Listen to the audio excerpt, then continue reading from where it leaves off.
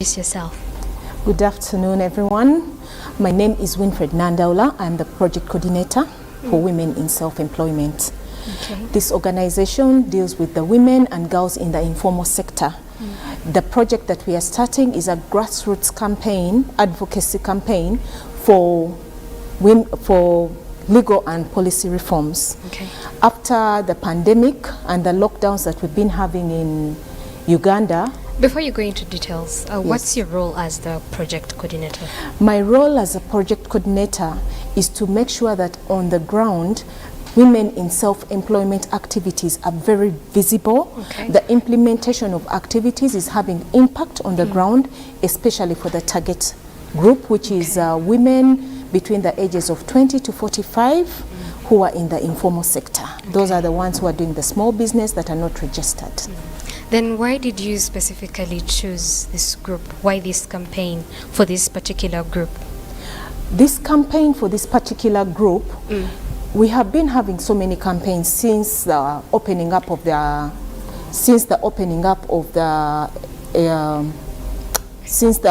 after the lockdowns. There have been so many women coming up with different forums for financial inclusion, but many of them have been concentrating on the formal sector. The women in self-employment is a voice for the voiceless, the informal ones in the sector. So that is why we chose to come up with this particular project and advocate for policy reforms that also include the women in the informal sector. Okay. And then how is this project going to benefit that very specific group that you're talking about? The specific Apart group from that helping them, like creating for them jobs and then educating them about the different things on how they can run the businesses that they have created. Okay. We are not going to look in the direction of creating jobs for them or giving them capacity building into their businesses. This is totally different. It is about bringing them up to speed on what is happening, the innovativeness that is going on, because right now we are moving into a digital economy. The digital economy, we need to integrate these women into the markets that are available. The digital markets, teach them some bits about technology, a bit of e-commerce. Yeah, and also something else why we chose this particular group and how they're going to benefit is financial inclusion. Most of the products that are being made right now are not including the informal sector. And the women have different challenges and obstacles, as have been highlighted in different conferences that have been going on. But currently, the women in the informal sector, we need to understand what are their challenges, what sort of product, what sort of service can help them access finance better so they can do their business. True. And then as you're like kind of trying to help them out, what do you think has made WISE successful so far? WISE has been an organization that has been on ground. It has done a lot of awareness. It has reached out to women in different categories, different businesses, from those who do small shops, kiosks, those who are starting up with their makeup, people who made choices due to the changing economy dimensions. WISE has been on ground with these people, and WISE has partnerships with different organizations. For example, the Uganda Women Entrepreneurs Association, the Network of African Business Women in Uganda, that's a regional organization under the Gracia Machel Trust. It has been having all these different stakeholders, UN Women. It has been using different platforms to be able to create awareness, to make visible the organization, but also continue to push the voices of these women in the informal sector. With all that, what do you think that we still have very many women out there who are still in the same situation, who are still having the same kind of thinking whereby they just want to rely on other people for survival? These women are not relying on other people for survival.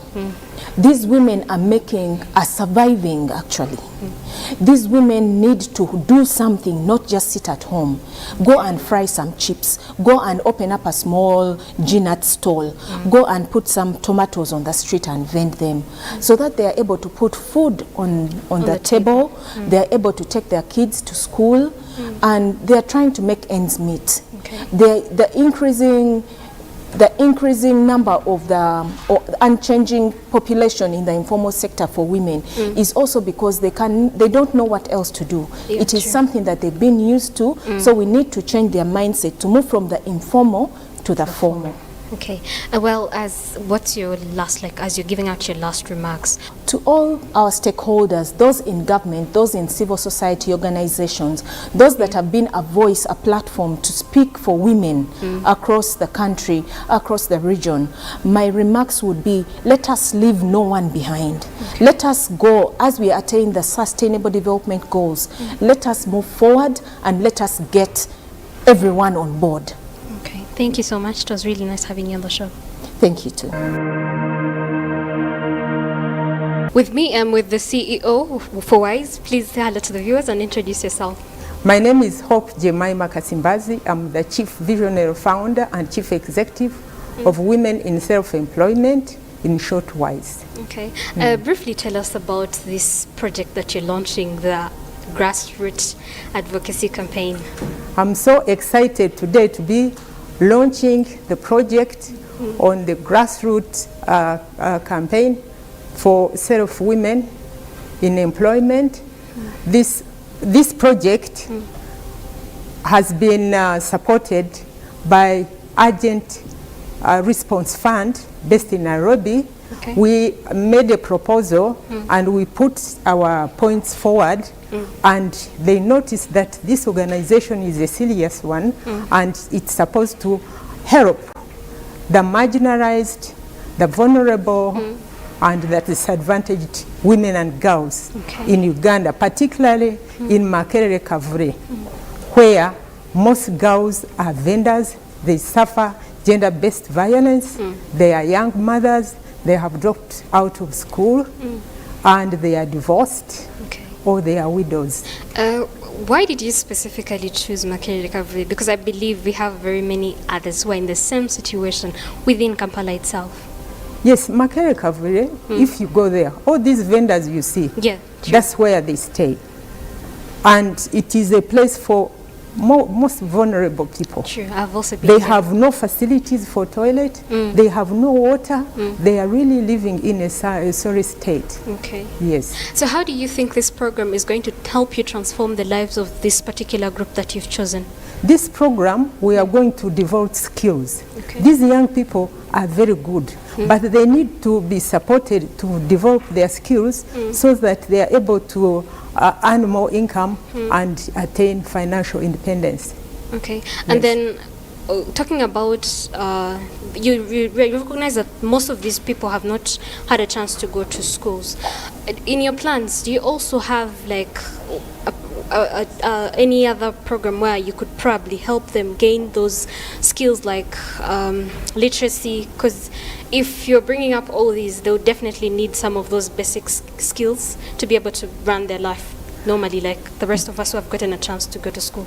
Our mission is about skilling those people through mentoring, through coaching, through coroning, so that where they missed, we should also help them to pick up.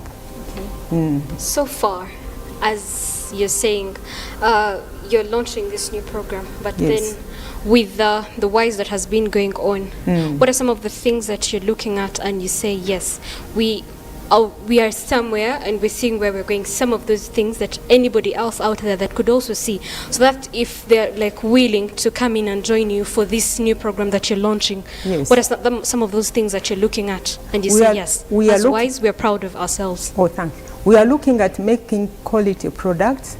We are looking at training girls to market their products. We are looking at the girls to register their companies, because when they register their companies, they have an opportunity of getting businesses from institutions and government. Okay. Taking you back a little, just briefly give us the background of WISE, because you keep talking about WISE, but somebody might not totally understand what you're talking about. I conceived this idea when I was pursuing a Master of Arts in Gender Studies, and I realized that women suffer. They suffer because of the social-cultural norms and practices. They suffer because of discrimination. Women suffer because men, especially the family men, they think they are the rules. They don't give opportunity for women to also manage the homes. Okay. And two, women spend so much time working throughout the day. So we are trying to see how we can balance, work-life balance. They tend to say that if women are put in the working, like where they can also decide on their own, Yes. the submissive nature tends to vanish with time. What do you say about that? That is true. Some women who have been empowered, they overdo it. Okay. Some of them, not all, but some of them do it. Okay. And then why do you choose specifically the women and girls living alone, living out a boy child? I believe there's some who are out there going through the same situations, but they don't come out to talk. That is very true. I have already looked at that side also. Okay. So when we pick up with our women in self-employment, we also spread it out to the boy child. Okay. Yes. And how? What are some of the programs that where the boy child is also involved? You see, we are looking at the practical skills, shoemaking, carpet making. We are looking at catering. It's Okay. very good. We are looking at tailoring. We are looking at promoting talent. Some of these people can sing. Very true. Yes. We are looking at passion. We are looking at talent and opportunities available for business. Okay. Yes. So I believe this takes a lot to handle on your own. Yes. Or do you have sponsors, or where do you generally The first to get the funds from? sponsor we have is the Urgent Response Fund, Okay. and particularly for even recovery from COVID. But we are looking at getting more sponsors so that a bigger group benefits from this opportunity. Okay. Yes. And then taking you back a little, you talked about women being in a vulnerable situation Very much so. almost all the time. Yeah. Having all these, it's not just you that is doing this, True. but what is something that you would tell probably a sponsor that is your future sponsor that could be out there, that there's something that is different from what you're doing to other people, something that would attract somebody to pick interest in what you're doing? We are looking at socio-economic transformation. If we find a girl that has not been earning, we skill the girl, and the girl starts selling the products and earning an income, either on a daily basis or monthly basis. Then we concentrate on that. And we are also looking at follow-up.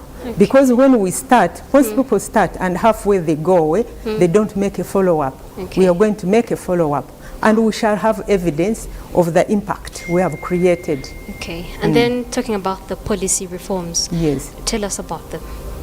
You know, these policies, they are not inclusive. So we are trying to have that campaign so that we have inclusive policies, especially for the marginalized, the disadvantaged, and the vulnerable. Okay. We have so many street kids. Where do they come from? Has anyone taken time to understand why they are on the streets? We have even these street girls, the ones that work at night. True. What makes them go at night, work at night? What could be the issue? You know, there is also gender-based violence. Yeah. Okay, so talking about the street kids, Yes. what are your plans for those street kids? Those street kids, I have already done a research, personal research, Okay. because I was living near Speak Hotel, and I could see those kids. Some Yeah, of sure. those kids are actually used.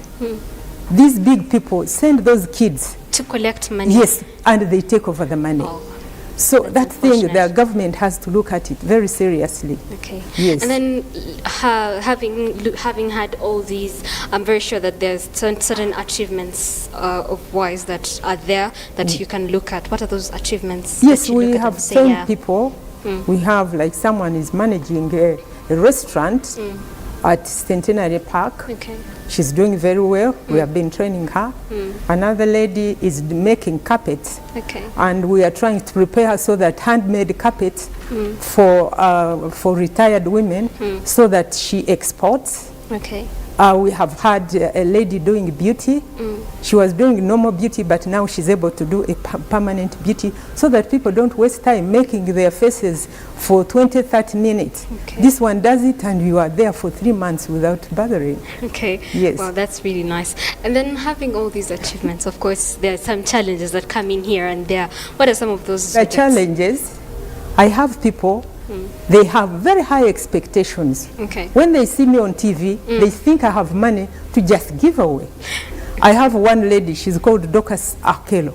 She calls me to say, you know, the husband deserted her. She has children. She needed money. Okay. So I said, let me try and give you money, borrow money, use it, because she had a function, pay back. She disappeared on me. So I get many people thinking that there is free money to give away, and they go away. So how have you managed to deal with that? Because if you keep getting the very many people coming to you thinking that you have money, Yes. and then they'll definitely ask for that money, don't Yeah. you think somehow it's like you're crippling them? No, you see, I try to explain that there is always a beginning. That money they are talking about is not there, but I try to give them an idea that, you know, around you have customers. Yeah. For example, if you fried senene or if you fried peanuts, you can sell to those people they are around you and start earning an income. Okay. You can even sell water. You know, this, I've told you that place has no water. Okay. Yes. Do you think with how the world is running today, Yes. specifically within our country, Uganda, do you think the women's rights are being promoted and protected like the way it's supposed to be done? Yes, but the women also need to be cancelled because they do it excessively. The women rights, you know, so assertively. We need to be diplomatic and remain in our space as women. They are trying, but there is need for improvement. Okay. Yeah. And then why did you specifically choose to be within the central? Because we have upcountry, so many other areas that are totally marginalized and no one even thinks about them. Yet we have women and girls going through the same situation. You know, there are many companies which are handling all these things, including where I work, formal employment. But I've been in Kampala for many years, Okay. and my focus has always been that market recovery. Wow. You just need to go there. That's when you I've understand. personally visited. It's so sad. It's so sad. Okay. But our plan from there, we are going to Wakiso, we are going to Ntungamo, Okay. we are going to different districts. Okay. So as you're looking at going to those different districts, and Yes. what are some of the things that you're telling people to be expecting out of this new campaign that you're launching? First of all, many Ugandans are not practical. They are not used to working. True. They are used to sitting. Yeah. So I am trying to sensitize women, especially on the early childhood development. They should train their children from onset so that these children are able to develop their skills. They are intelligent, they are practical, they are everything. Okay. Let's join hands and support this advocacy campaign under the Women in Self-Employment to promote development. Otherwise, remember, living a safe life is your right and responsibility. I am Ishimwe Kathy. Stay safe.